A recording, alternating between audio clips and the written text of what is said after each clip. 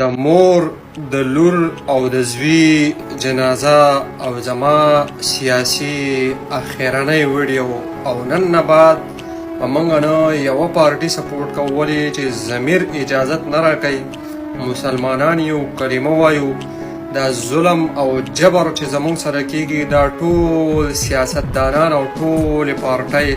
دا د یو مور او پلار اولاد دی یو ښکته کوي بل بره کوي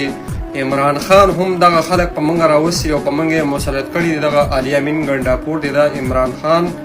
راوخت کړي دي او عمران خان په موږ مسلط کړي دي او نن چې څومره ظلم او جبر کیږي د دې ذمہدار پی ټی آی مولانا فضل الرحمن اچکزی ایمل ولی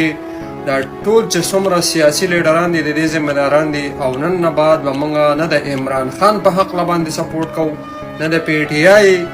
نه د نیشنل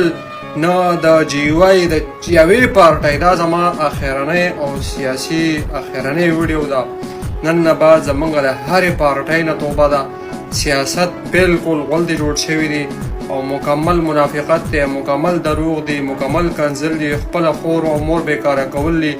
دغه دلګانو دپاره او د ورځ په محشر به الله لره هم ځي الله لره به هم جواب ورکوي چې تا خلک چې چا ووجه تا هغه خلک سپورټ کوه ما پی ټی آی سپورټ کوله دا د پی ټی آی په دغه ظلم کې برابر شریک دي که چا جی وای سپورټ کوله جی وای والا پکې هم شریک دي که چا نیشنل سپورټ کوله نیشنل والا پکې هم شریک دي چې چا کومه پارټي سپورټ کړې ده هغه پارټۍ والا مشران هغه دلالان پکې مکمل میلاو دي او دا ټول د یو مور او پلار اولاد دی د یوې کمپنۍ پیداوار دی که هر سیاسي لیډر دی که مولا دی او که امیر دی هر څنګه چې دی ټول د یو مور او پلار اولاد دي چل صرف اور صرف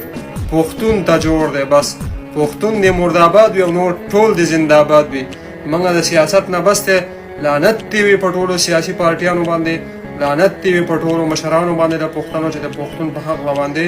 اواز نه اوچتوي بس دی السلام علیکم